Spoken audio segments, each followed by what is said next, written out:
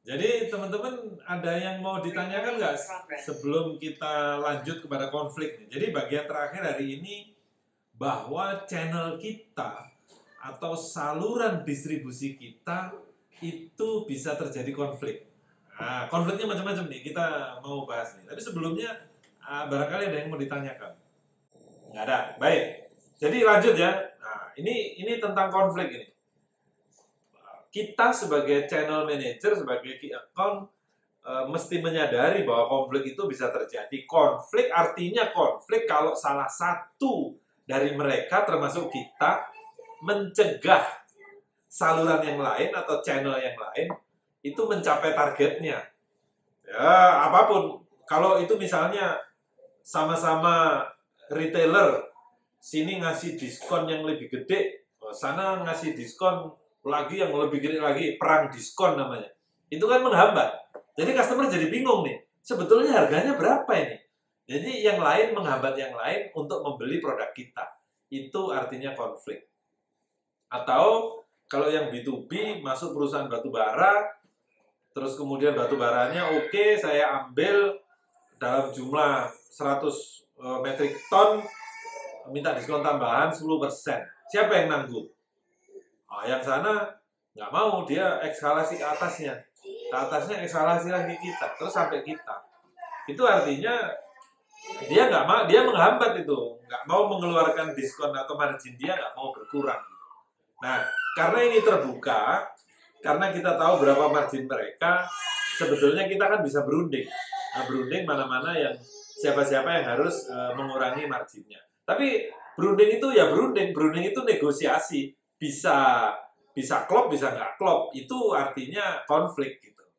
Nah, itu yang harus kita kelola. Nah, kelolanya kita bisa berbagai macam cara nanti. Tapi sebelumnya kita akan bahas dari kenapa mereka itu konflik. Jadi penyebabnya itu bisa jadi beda tujuan. Misalnya begini, kita sebagai pemilik brand, sebagai pemilik Fastron, kita kepingin penetrasinya itu cepat. Wah, semua orang langsung pakai Fastron gitu, sehingga kita ini menerapkan kebijakan diskon tinggi. Kasih aja diskon supaya semua orang pindah ke Fastron misalnya.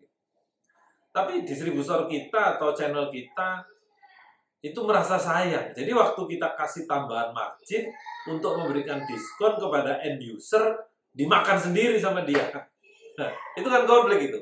Jadi dia menghambat program kita gitu. Nah, ada yang terus terang, ada yang nggak terus terang. Jadi yang terjadi kan nggak ada yang beli gitu. Itu biasanya laporan ke kita, nggak ada yang beli pak.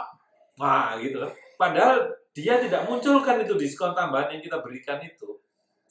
Diskon penetrasi, diskon tambahan 10% untuk penetrasi pasar. Itu harus ditawarkan kepada end user. Atau harus ditawarkan kepada pemilik mobil atau pemilik motor. Tapi bengkelnya nggak bunyi gitu. Kalau kita sidak aja dia bunyi. Tapi kalau nggak ada kita, itu tambahan diskon itu nggak bunyi. Nah, di situ konflik kepentingan. Teman-teman harus tahu itu. Jadi, jangan hanya menerima laporan, terus kemudian kita simpulkan bahwa program diskon penetrasi gagal. Nanti dulu, bunyi nggak gitu kan? Nah, di sini penting bagi kita untuk memastikan. Terus, ada peran, hak dan kewajibannya nggak jelas. Apa kewajiban kita, apa kewajiban channel? Bagi-bagi tugasnya maksudnya. Jadi kalau di satu area, kabupaten atau provinsi, kamu tak kasih margin segini, areamu atau wilayah kekuasaanmu adalah Kabupaten Sidoarjo atau Kabupaten Tangsel, Tangerang Selatan misalnya. Atau areamu adalah Provinsi Lampung. Maka tugasmu apa?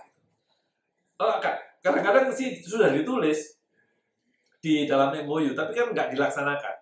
Itu waktu di telco saya amati sering terjadi. Jadi distributor itu punya, kalau ada BTS baru, para distributor itu harus fokus kepada customer yang di area BTS itu untuk melakukan segala macam program-program untuk akuisisi. Akuisisi itu artinya yang tadinya pakai Telkomsel atau XL pindah jadi Indosat gitu ya. Itu akuisisi. Sama, di Pelumas juga gitu, yang tadinya pakai Shell atau Eneos atau Castrol harus pindah kepada Fastron. Itu akuisisi. Nah, programnya sudah dibikinkan bagus oleh Pertamina Pelumas. Tapi ternyata distributor atau channel kita merasa bahwa itu bukan tugasnya gitu. Kan itu tugasnya marketingnya Pertamina Pelumas gitu. Nah, sehingga ini menjadi konflik.